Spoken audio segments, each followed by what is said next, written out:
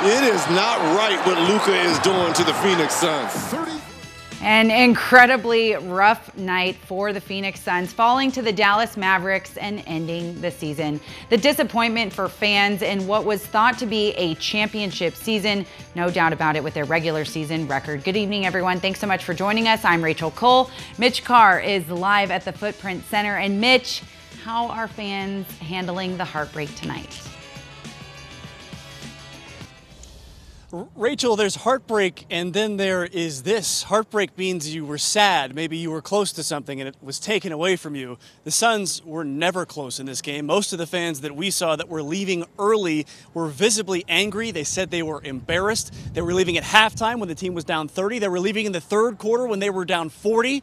And again, visibly upset and embarrassed. We're going to get more into the fan reaction on this one. But first, we're going to have to break down what in the world happened tonight. And for that, we bring in Team 12 sports anchor Cameron Cox. And Cam, I'll put that to you. What was that? Mitch, just turn off the lights in the arena when you're done out there today, because this season is over. So much for that revenge tour, right? I'll just say it. That was one of the worst performances in Valley sports history. This city has seen plenty of bad sports moments. We could list them. But this is the most shocking. From NBA title favorites, best this and best that, to getting bounced in the second round. This one from Andrew, just asking the question, what was that? Mitch, that's what we're all thinking right now. And that's what Suns fans are going to have to think about for a long time. There's now a lot of questions with this team moving forward. CP3 being 37. They just paid him a bunch of money. He's going to be here for a few years now moving forward. What's the future with him? DeAndre Ayton, that restricted free agent. What's the latest with him? How does that work moving forward? How do these pieces fit? They're going to pay this roster a bunch of money next year. And going out in the second round doesn't help when you go to put the pieces together for that moving forward.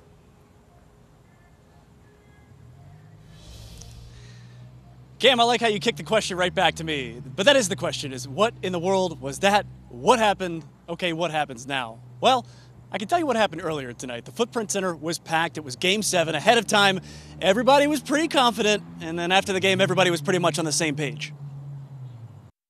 We're about to win this. I feel like we win in our house. We win in our house, and I think it's going to happen. Confidence was the vibe at Footprint Center before Game 7. I'm feeling great. I think the Suns are going to do it tonight. Turns out it was overconfidence. I'm anxious, but also I'm not really scared. Elizabeth Davey and her custom Suns jumpsuit weren't scared, but the team was. The Dallas Mavericks outplayed them from the jump, taking a 30-point halftime lead, taking the crowd out of the game, and causing fans to boo the Suns off the court as they headed to the locker room.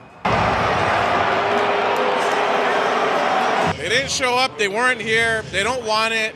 That's the only thing that I can feel. If we're playing like this, we don't deserve to go to the finals, you know? It's like, it's them versus themselves. This was the best regular season in Suns franchise history. And the fans streaming out of Footprint Center wondered, where did that team go? Mentally, not tough enough from a mindset standpoint. Embarrassing. I'm glad we had a successful season, but it should not have ended like this. All I gotta say is I need a paper bag. I'm serious. You want to put one over your face? Yes, that's embarrassing. It's terrible. It's more than embarrassing, it's shocking. In 2021, the Suns were 2 wins from a title. This year, the gap between Phoenix and the Western Conference Finals was the size of Texas. This was an embarrassment, and as a 24-year season ticket holder, I dread being on social media tomorrow to hear the trash that's going to be sent towards this organization. 2 things about that last gentleman. Number 1, he doesn't have to wait for tomorrow for that terrible social media reaction. And number 2, he said he is a motivational speaker and life coach. He has offered his services to the Suns. So, Cam, if you talk to Monty Williams in the offseason, let him know I got a guy that might be able to help. Back to you.